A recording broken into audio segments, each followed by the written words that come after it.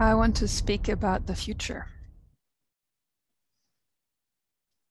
I want to speak about the future, not so much of our planet, but of our species.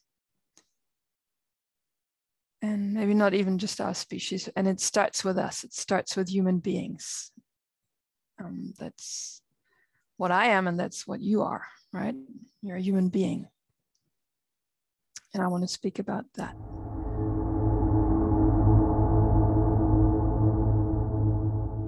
Oh, it's working just fine. It's working fine for the purposes that are playing out in the world. So if your purpose is control, manipulation, functioning robots, then it's working just fine. Patriarchy is working just fine.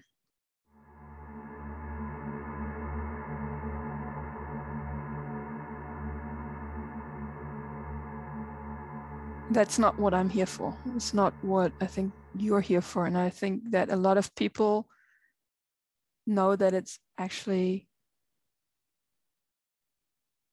excruciating. It's soul crushing. What's happening in an industrial age designed society that still lives in industrial age mode, it's soul crushing for human beings. And some people notice that, and some people have become so numb that they can't even notice it because it looks so normal for thousands of, well, not thousands, the industrial age is not that old, but for many generations, this has become the norm.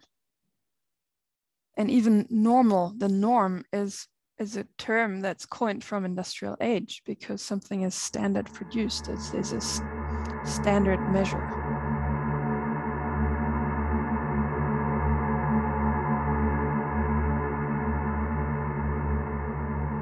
The question is always, what is it working for? For who and for what? What's the purpose? And to enable that which is so precious, like every human being has gifts and has treasures and has dreams and has capacities that are unique to that human being.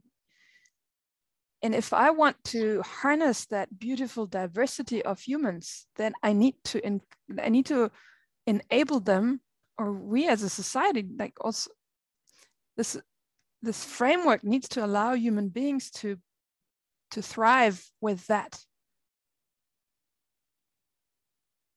What our systems and societies do out there, the standard culture, is that it norms them. It's like we're producing factory workers still, when we have robots that do that work just fine.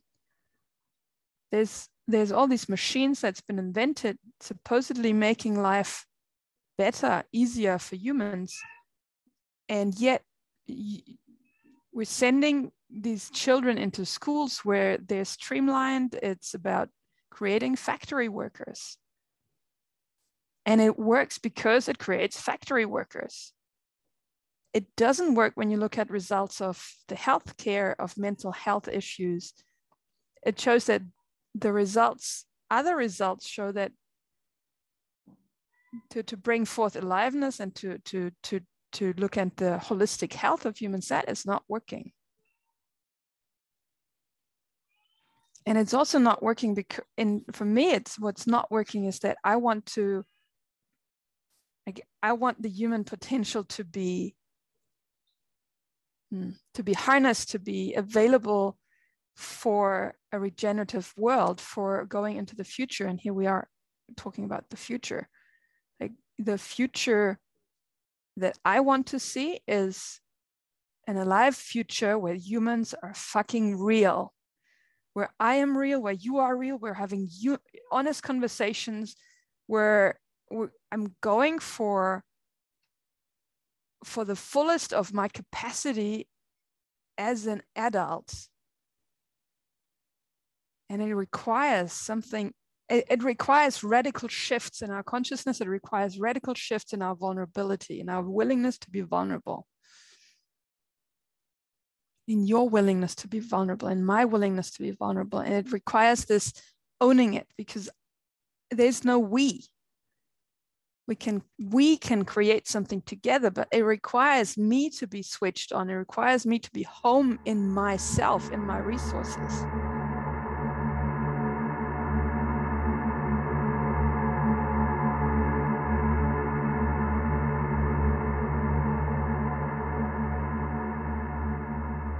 Yeah, and that is the only way that I see that we can have a future as a species, because if we keep going at the rate of destruction that we're causing with humans, with other living beings, with resources on the planet, we're fucked.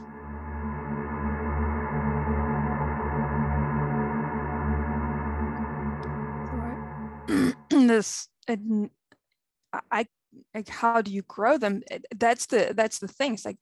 It's like with plants, they grow by themselves. I don't have to do anything other than nourish them. And maybe sometimes protect them. Like if I look at a plant, say strawberries, yes, they need sunshine, lots of sunshine. They need water, they need good soil, and they might need a netting so that the birds don't eat them. Why do we, this illusion that human beings are not part of nature is one of the biggest like misconceptions that I don't get it, how one could really think that we're not part of this natural environment, because we are. So as a human, I too, like, humans need nourishment, they need good soil, they need a community that holds them. It's a community. We're herd animals. We need a community. We need a team that builds this mycelium, that builds this soil, that has nutrients that come not only from one mother and one father, or even just one of those parents. And the little nucleus, it comes from a wider village.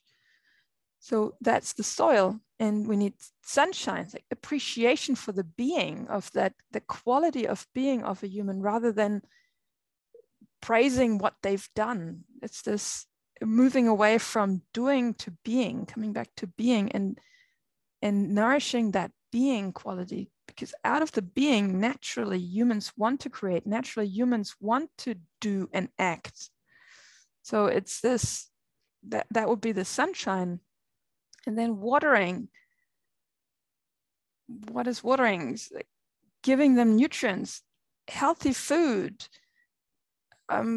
inspiration, navigation, initiation processes. So when a human comes into this age of adolescence, where now it's ready, the whole system is ready to become this full-grown adult and can take 100% responsibility for his or her actions.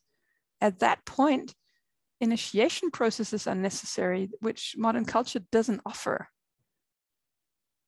Initiation processes so that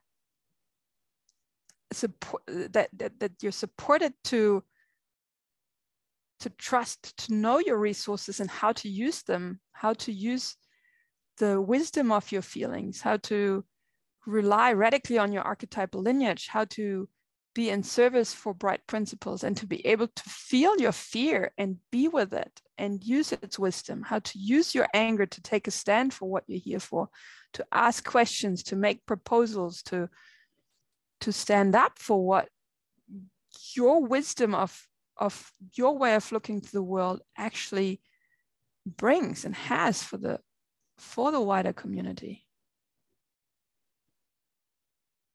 So it's less educating. It's no educating, actually. It's this training, supporting humans to be their amazing fullness in expressing life.